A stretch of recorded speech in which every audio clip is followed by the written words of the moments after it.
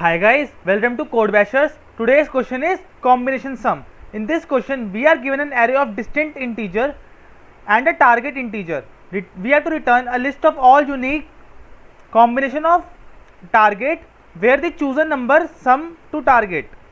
You may return the combinations in any order. The same number may be chosen from candidates an unlimited number of times. Two combinations are unique if the frequency of at least one of the chosen number is different.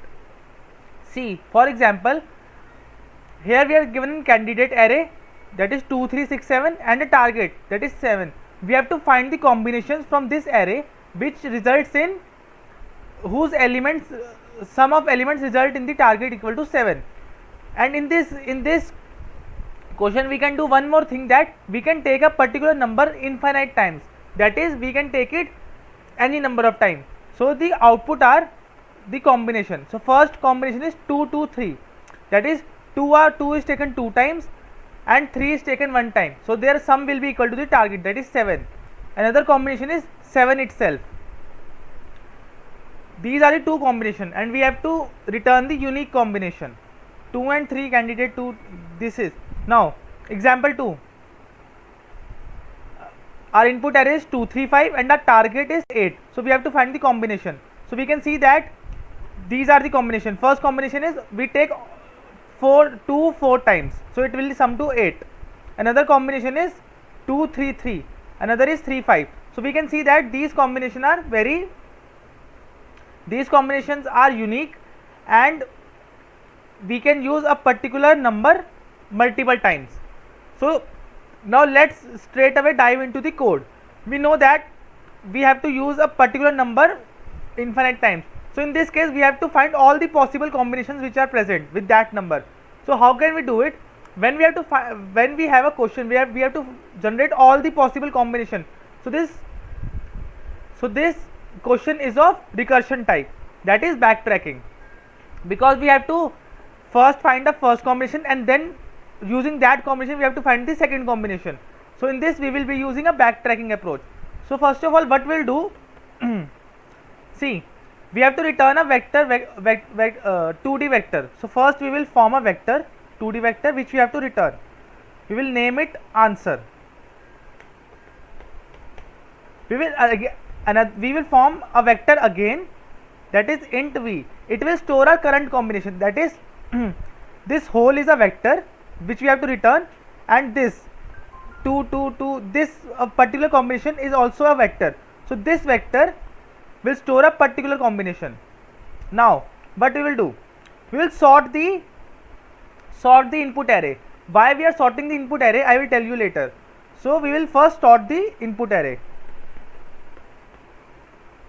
Candidates dot begin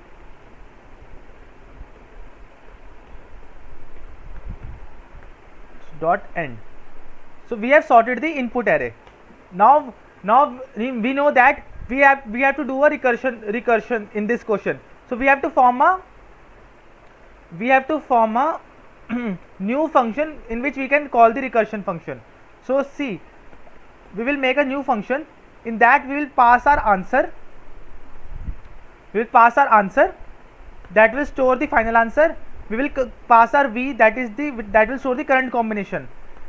Now we will pass our input array, that is candidates. Candidates is the input array. We will pass the target that we have to meet, that is target is 7, so we will pass the target that we have to meet, and we will pass the index from which we have to start iterating the array. So initially it is 0. So we will pass these 5 parameters in this array. So our answer vector, that is a 2D vector, will be passed by reference. So after the helper function has been called, so when it will again reach in the main, the answer variable will contain all the possible combinations. So in the end we will have to return answer. So this was our main function. Now let's call the helper function. The return type of this function is void. What we have to do, vector, first argument is vector int, this is our answer, vector int v, this will store our current combination, vector int candidates, it will store our input array, candidates comma int target, the target which we have to form, and int idx, the start index for our iteration. So for any recursion function there are two there are two main methods. First is the base cases and another is the body of the recursion. What it will do, body of recursion. See, in base cases, if our target is 0, that is initially it was 7, initially our target was 7. So once we are finding the combination like that is once we have found that 2 which is less than 7, it can contribute to our combination. So now when we will again call the recursion function, the new target will be 7 minus 2, that is 5. So using this approach our target is getting close to 0. So if our target is 0, then what we have to do, we have to append our current combination into our final answer, that is answer dot pushback v. We have to put our current combination into our final answer if our target has reached to 0. So return from, after we have done this, so we have to return. Another base case is also there. If our target is less than 0, it means that, see, our target is 7. Now we have formed a combination. See, we have formed a combination like this, 2, 2, 2. So the combination sum is 6 and our target is 7. So in this case, when we will again take 2, the sum will become 8 and our target is 7. So our target in this case will be negative. So if target becomes 0, so again we have to return, because this case is not possible. So these were the two base cases. Now let's look at the body of recursion. What we will do, we will iterate through our array. And at each, see, iterate through our array int I equal to idx, that is the starting index. Initially idx is 0 because in the main from the main function we have passed 0 as the argument. So I equal to idx, I less than nums candidate dot size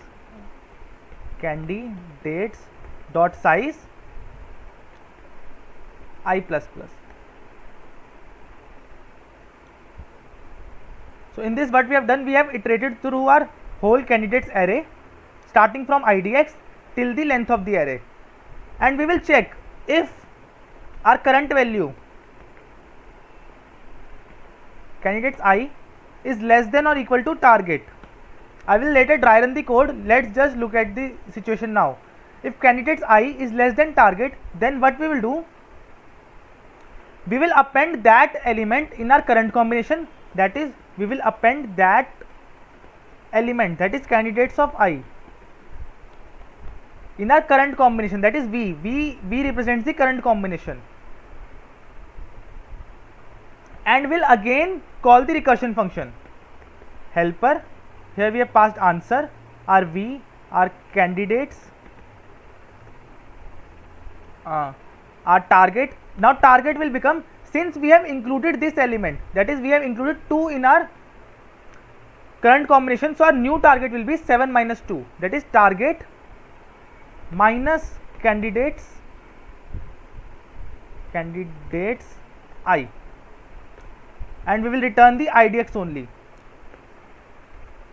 And when this recursion function will be called, so it will generate all the combination for the target equal to 5, because target minus candidates I. And when we will return from this helper function, so we will have to pop back, we dot pop back from the, we have to remove this element, that is the 2 element from our current combination, so that we can again find the combination starting from 3 or 6 and 7. So that's why we have popped back. So this was the approach of backtracking.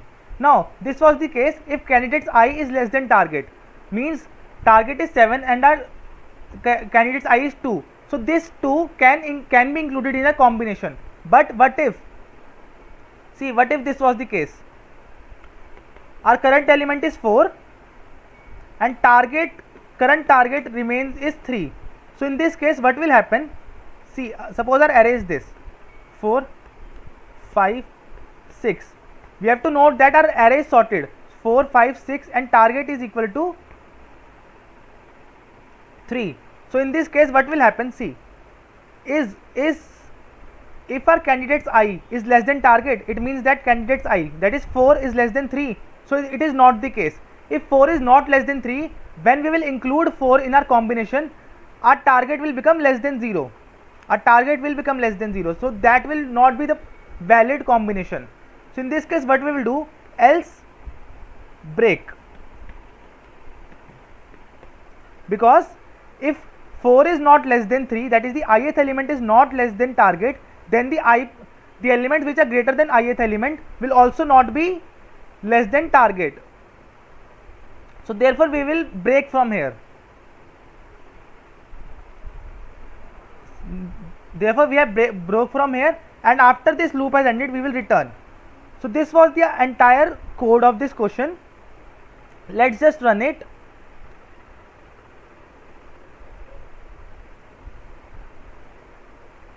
Now you can see that this code is running. Now let's look at how this code is running, that is, let's dry run on simple example. See, here we take our array as 2 3 and 6 and our target as 7. So first of all we are in this main function. So we have formed the two arrays, then we have sorted the arrays. So our array will be 2 3 6 as a sorted array. Now what we will do, we will call our helper function which is helping us in doing recursion. So now see, and a starting index, that is the index from which we will start the array, initially will be 0.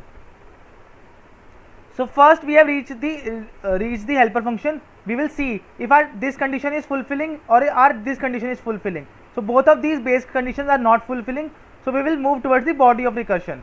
So in this case what will happen, see, I equal to 0, idx is 0, less than candidate dot size I plus plus, it means that it is iterating over the array.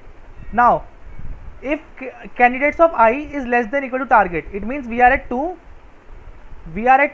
and 2 is less than 7. So in this case what we are doing, this condition is false, we are putting this element in our current combination, that is, let's say we have V also, let's delete this, we have V vector also. So V will contain, initially it was empty, now it will contain 2, we will contain 2, and we will call again the helper function with this current V, and target will be updated to target minus candidates I, that is, now new target has become 5. 7 minus 2 is 5, so our target has become 5, and we have passed the index, current index only, that is I only. Why we have passed I? Because we can take this 2 multiple times. So when we have found that 2 is less than 7, so we will again update this I, we will again pass the same index only. Now again we have reached here, what we can do, we will again check idx is 0, candidates I is less than target, it means that 2 is less than 5. So again we will append this, 2, and the target will now become 3, and again we will call this helper function, and the target will become 3, and our I which is passed is also 3, also 0. So again the loop will occur where this combination, this array will be iterated. Now 2 is less than 3, yes, 2 is less than 3, so new target will become 1, and we will again append 2 in this array. Now our target is 1 and our idx is also 0 again. So now when we have reached here, what we will see, we will see that 2 is less than target or not. No, 2 is not less than target, it means that this condition is false, so this will not run, else it will break, and when the loop will break, we will have to return to the previous call. So once we have returned to the previous call, it means that we have returned from this function. Now what we have to do, we have to pop back the last value of the array, that is, we have to pop back the last value of the array. here 2 has become, and our target is now again 3. Target is now again 3, and now what we have to do, our if condition has been, this condition has already been run, and our new I has become idx plus, that is idx has become 1. Now we will see whether this 3, now our idx has become 1, we will see that whether this 3 is less than equal to target or not. So we can see that yes, it is equal to target, so we will append this 3, and the target will now become 0. Now target has become 0. Now again when we will get into this function, if our target is 0, we will have to push back this current combination into our final answer.